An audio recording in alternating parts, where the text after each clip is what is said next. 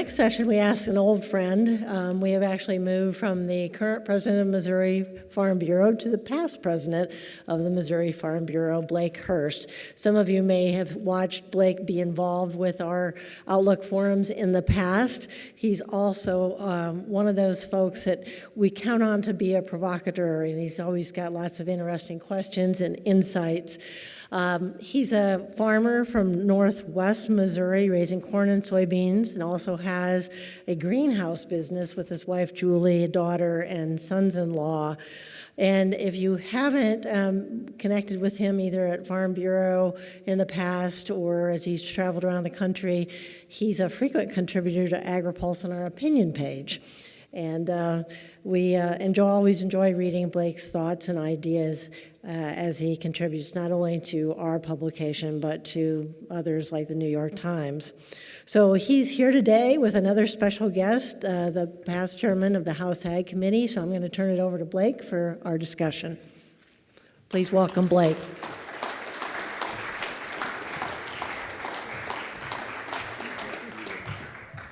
Wow, what a great day. Thank you, Sarah and Bob and everyone that made this day possible. And thank you for the chance to be here with you today. 3 generations. Well, we should start off with my slide. That is a picture. You can't read it. You don't need to. It doesn't matter. But that's a picture of my grandfather's contract in 1934 with the Agriculture Adjustment Act. He got 30 cents a bushel for not any corn he didn't raise. He had to kill half his hog herd, and that's in there too, describing what he's going to do with his hog herd. 1934, so a little bit of history. All right, here we go. 3 generations of middle-class welfare is enough. Pretty good line, one I'm still proud of today. I wrote it in 1995, celebrating the passage of Free to Farm, which I fully expected to be the end of farm programs as we knew them. Well, our family's 5th generation of farmers are in college. They too will soon take their place on the farm subsidy family tree. I'm older, no wiser, but considerably chastened. In 1995, many of my elders knew what I did not, which is the fact that farm programs will likely outlast us all. The need to stabilize farm incomes and incentivize socially desirable behavior by farmers is a constant. And in that brief shining moment in 1995 was a time whose idea lasted about as long as it did for the ink to dry on the 95 Farm Bill. There's about 7 people, including me, who still worry about excessive government interference in the economy. We're going to have to make do with our memories and our autographed life-size posters of Pat Roberts. Farm bills have often been written in times of low farm income, but they have written when farm prices were high as well. It's a given that the conditions that prevail when the bills are written will change over the life of the farm bill. The next trade war, energy crisis, or La Nina can wreck the best laid plans of lawmakers. So the first rule of a successful farm bill is flexibility in the face of events. Farm bills must balance the interests of the 2 most important groups in every farm bill discussion. To the surprise of those sane and happy people who don't enjoy learning about the intricacies of milk marketing orders, that ain't the partisan split between Democrats and Republicans. And it's not the fight between farmers and environmental groups or ranchers and animal rights groups, but rather the disagreements between farmers from the Midwest and farmers from the South. If the chairman and the ranking members of the Ag Committee can negotiate those relationships, they'll be successful. Farm state representatives and farm groups are justifiably proud of the bipartisan nature of the agriculture committees. It has been a tremendous benefit to all of agriculture that Ag Committee members operate usually without too much partisan rancor. But I worry that we're seeing a disturbing change, not necessarily in the committees themselves, but in the amount of farm policy that's being made outside of the traditional committee structure. This movement away from the way we've operated in the past is bipartisan as well. I blame it on the letter C, specifically the CCC, COVID, and climate. All have been weapons in the battle to castrate agriculture committees. Farmers and farm organizations should be aware that while each caress of CC cash or carbon credit feels good at the time, the long-term effects are likely to be harmful to agriculture. I think it's safe to say that we're getting better at the Farm Bill business. While preparing today, I thought about set-asides, PIC certificates, and parity. Hell, I still wake up in the middle of the night worrying that one of those 87,000 new IRS agents is going to ask me how I accounted for my Dakota Shuffle pick and roll certificate transactions back in the mid-'80s. If you remember if that reference made sense to you, I hope your sign up for Medicare is going well. We are getting better at this farm policy stuff. After all, we've had 5 generations of practice. And I'm joined today by a person that has made us better at farm policy. Collin Peterson represented Minnesota's 7th District from 1991 to 2021.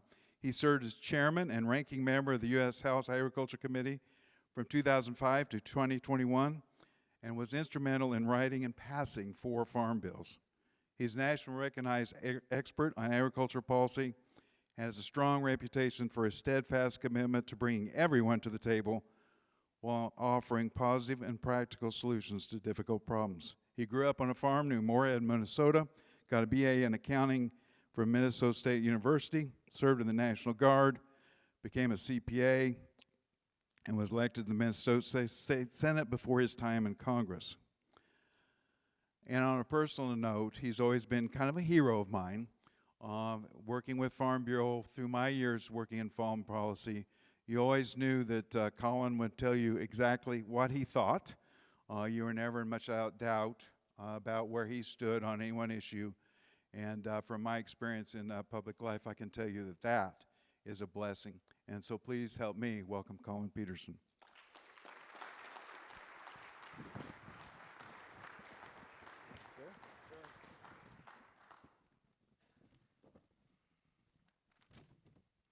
So I guess the first question I'm going to ask Collin is the 2023 Farm Bill, or maybe 2024, as Sarah alluded to this morning, is it going to be an evolutionary farm bill or a revolutionary farm bill? Is that working? I can't hear it. No, there it is. Well, we'll be lucky if we have any farm bill, given the way things are going. But I would say it will probably be evolutionary, although another time when we were in the middle of this kind of a situation, we ended up with freedom to farm, which I would consider a revolutionary deal. So it's hard to say. It's not a very good answer, is it? All right. So, which is going to lead in, and I have a feeling I know your answer to this question, going to lead into my next question. Over that experience, that long experience in the farm bill or farm policy arena, what's the biggest screw up we've made as a country? Well, I got to be careful here because I don't want to irritate some of my former colleagues, but Go for it. generally, you know, it's sausage making when you're doing farm bill. And so if you're going to get something good, you're probably going to get something bad along with it, you know. So you mentioned freedom to farm. Obviously, part of that bill was not realistic, in my opinion. We're not going to get rid of farm subsidies. That was not something that made any sense, in my opinion. But we got some good stuff out of there. We got decoupling, you know, which was a good thing. And the Kansas wheat farmers got a double payment, if I remember right, out of that, so they were happy. You know, so just about every situation that I was involved in where you did something that you screwed up, you also got something decent out of it. Example, the dairy margin coverage. I worked on that for years with National Milk and Jaime and Jerry Kozak. to come up with a policy to try to figure out how to take care of small farmers that were having a big problem and not end up in an oversupply situation, you know, with everybody that was involved. So we came up with this idea of 5 million pounds of milk, which is about 200 cows. And we were going to have this margin coverage over above feed cost so that you could kind of protect the little guys and not oversupply the market.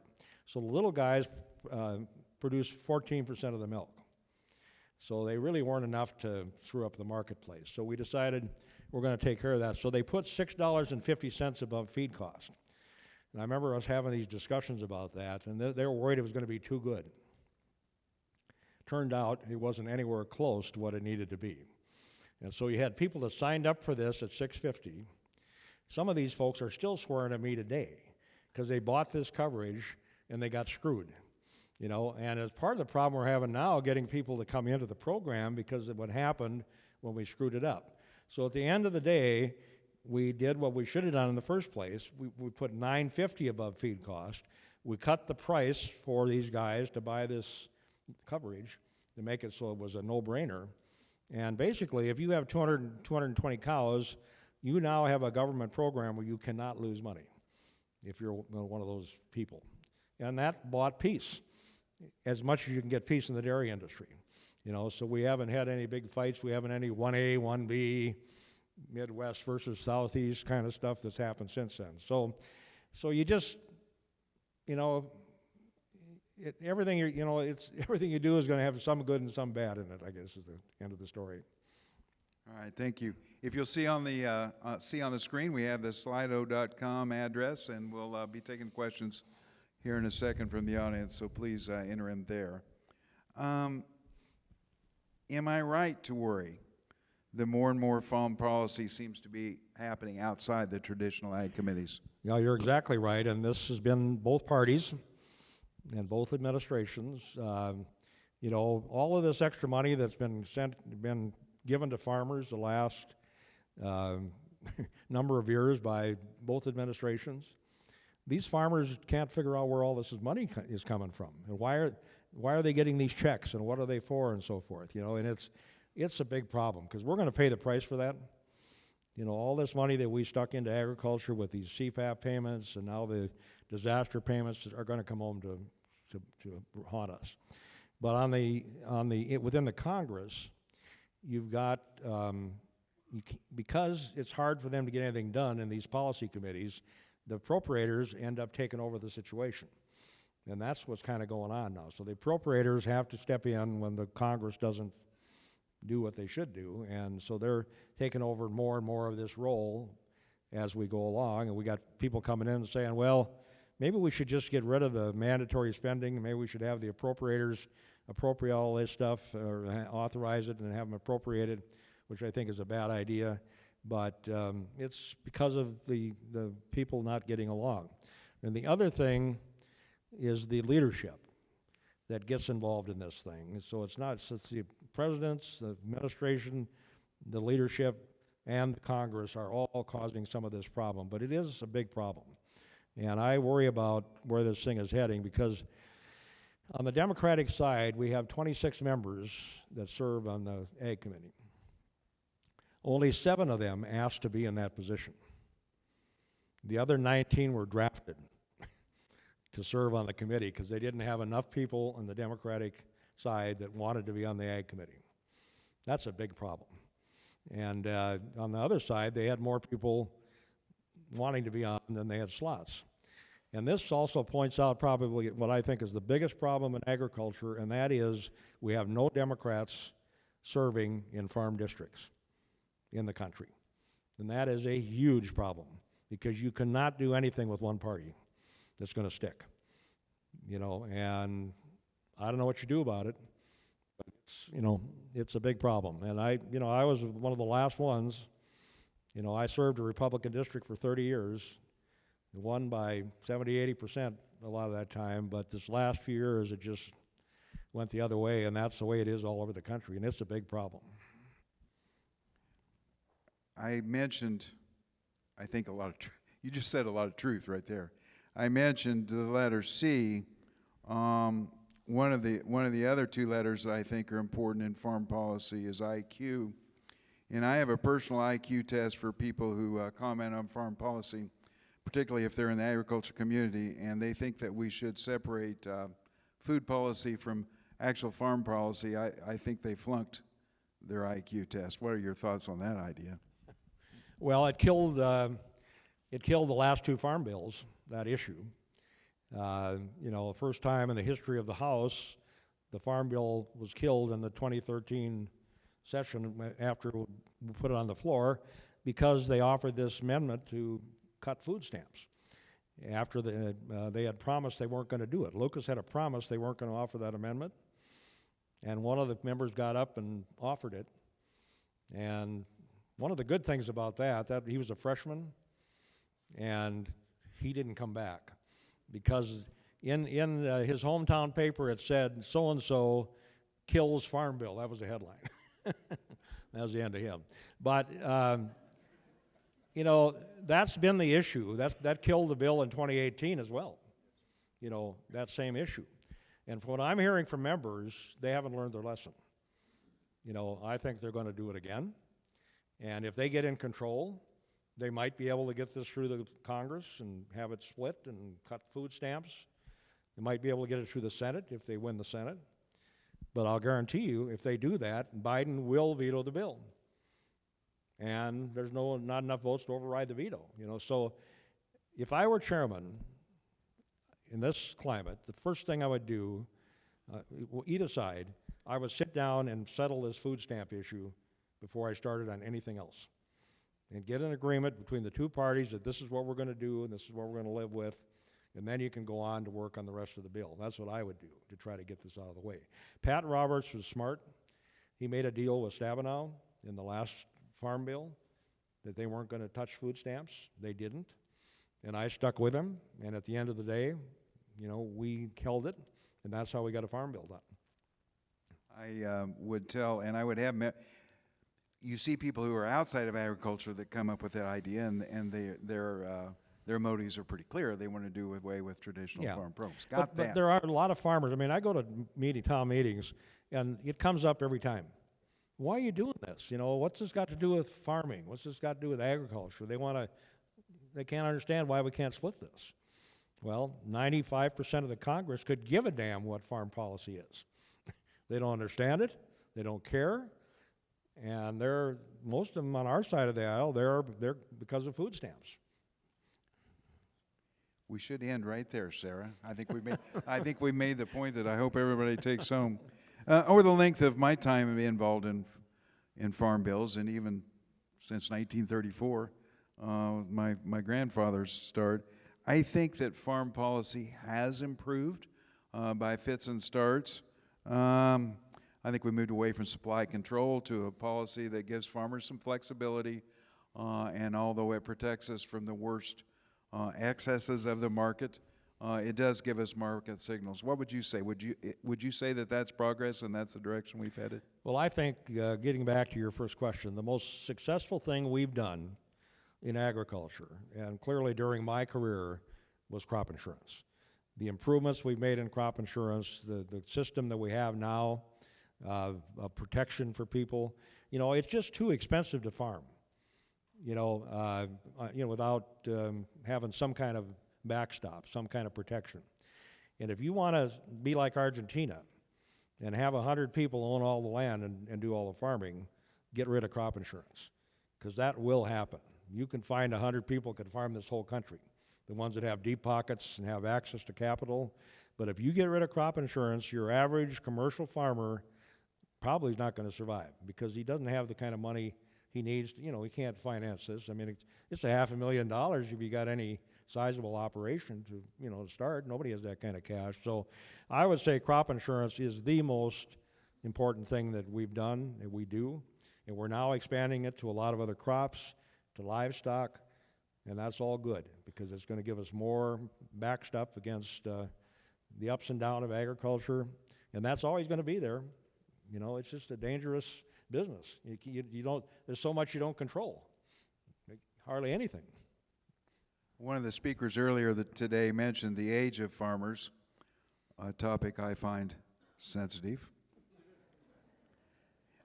Somebody said the other day, and I thought, this kind of captures it. It said, and obviously all of us are mourning the passage of Queen Elizabeth, but somebody said the other day, now Charles will finally get to drive the combine, so yeah. On the other hand, experience does matter. And there's been a huge turnover, as you alluded to, in the Farm Bill and in the Farm Committee staff, much less experience than there would have been the last 2 or 3 Farm Bills. I think that's safe to say. Is that something you're concerned about? Well, it's evidently a problem, and it's to some extent somewhat an indication of the lack of interest on part of members in the Ag Committee.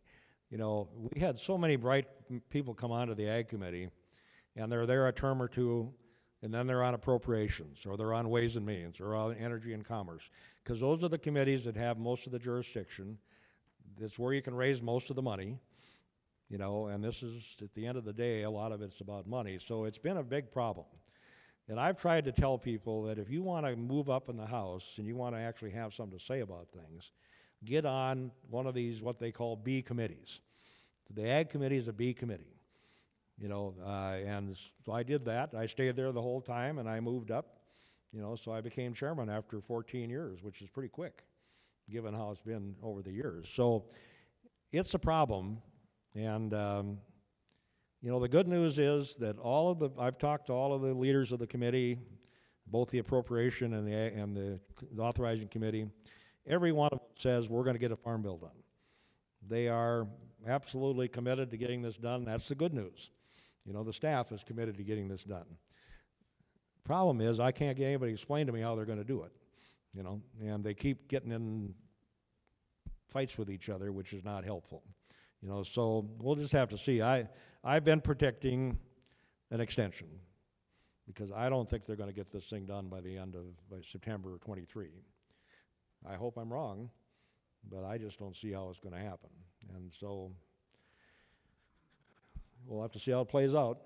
And all right, I've got some good questions here, and I'm going to jump down. I want to ask this one because I think this is a good question. You kind of mentioned dairy policy.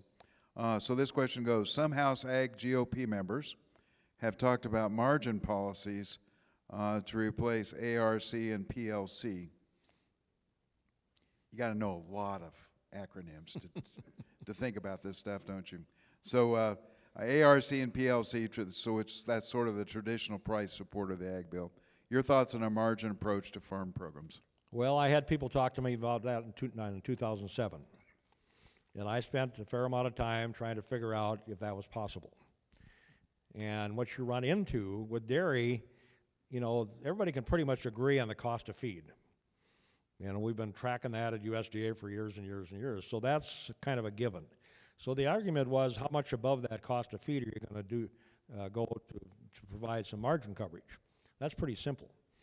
But if you get into trying to change crop insurance or trying to have some kind of margin in Title I and try to get a consensus amongst the different commodities about what is the cost of production, I'm telling you that I don't think there's any way to do it, because the crops are so different and the regions of the country are so different that I don't think you'll ever come to a resolution that this is what they're going to base it on. And so if you don't have something solid to put it on, I don't see how it works. I mean, you're just kind of making something up, and I don't think that makes any sense either. So I think it's a problem. We're having all these ad hoc disaster bills, but my solution would be to improve crop insurance and extend crop insurance to handle that, as opposed to trying to create a separate new permanent disaster program or something like that. Because if you screw that up, you will undermine crop insurance and screwed up the most important thing that we got going. So you got to be really careful with this. And I think these GOP members that are talking about this, after they look at it a while, they'll figure out that this is probably not a path they want to go down. Okay. Here's somebody I want you to put on your your prognosticator hat. What does farm policy look like in 20 years? Not that I care. I don't think it's going to look that much different than it does today. We're not putting a lot of money into Title I. It's really not a whole lot of money. We got a good crop insurance system, as I said, and I think we will improve it. Conservation, they just put a whole bunch more money into conservation, and that's, of course, the latest thing for some people. So I think it'll look a lot like it does today.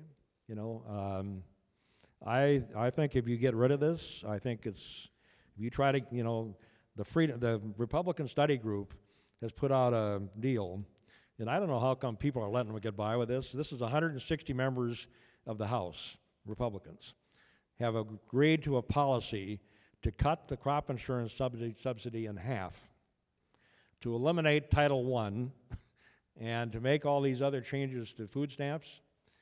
And nobody's giving a hard time about it because they say, well, nobody really believes that. We're just doing that for political reasons or whatever, And it's dangerous. So we'll see what happens. All right, I'll ask one more question, and then we'll give you a chance to kind of sum up what you'd like to leave with our guests here today. What would a flip of, and you've been talking about this, I guess, and sort of touched on it a couple of times, what a flip of leadership, I presume, in the House mean to a farm bill? Well, it means, I think, everything, because you can't even start talking about this farm bill until you know who's in charge. And it's going to be a very different situation if it's the Democrats than if it's the Republicans. They're going to come from different places, and if they ever get anything done, it'll be in very different form. I think they're both going to, no matter who is in charge, is going to have trouble because they just are not getting along, and they haven't, with this COVID thing, we have this new staff. We have these new members that have never been through this stuff before. We got people on the committee that have no agriculture background to speak of. Even on the Republican side, you don't have anybody that really comes from production agriculture on their side of the aisle either. They even took Frank Lucas off the committee, So it's going to be interesting to see how they do all of this stuff, how they get this together if they ever do. But I think we're looking at an extension for at least 1 year, and it could be longer than that, And we'll have the discussion coming September 23 about the 49 Farm Bill, permanent law and all that kind of stuff, Gotta love Harry Truman, He saved our farm with the 49 tax Farm Bill. And so I kind of like that bill. I'm ready to have 100% of parity, And most people out here don't even know what parity is, probably. All right, so I think we'll wrap this up, and Bob is going to close up the day. But any final comments you'd like to make about that's a lot of experience. You should share it with us. Well, I just thank all of you for what you do, and pay attention to agriculture, pay attention to policy, pay attention to the politics. Because if we don't have people that are committed at this level, we're really in trouble. And so I was going to go home and retire, just put my feet up and say the heck with it, and then I got contacted by so many people, and I finally figured out, I can't just walk away. And so I'm doing what I can to stay involved, to try to help do what I can to get these committee members to work together. And I'm one of the last few people that actually has a good relationship with the Republicans as the Democrats. And we need more of that. And so I'm going to keep doing that. And all of you, stay involved, pay attention to what's going on. Don't fall into the partisanship, because that's going to kill us, and just try to help people figure out how to work together and get through this. That's my advice. Please join me in thanking Collin Peterson for his comments today and his career serving agriculture.